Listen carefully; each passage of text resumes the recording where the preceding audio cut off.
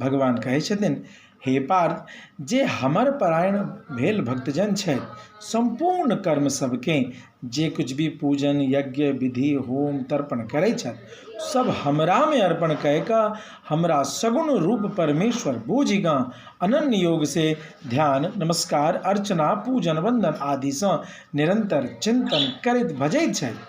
ओहि सब भक्तजन हमरा में चित्त लगबै वाला प्रेमी भक्त सबके हम जल्दिए मृत्यु रूप संसार समुद्र से उद्धार करे वाला होइत छी। अर्थात हमर प्राप्ति में वैकुंठ धाम के प्राप्ति में जे किछ भी सांसारिक विघ्न बाधा होइ छै ओ सबके हम स्वयं नष्ट करै छी आ ओकरा परम शांति परम धाम के प्राप्ति करबै छी।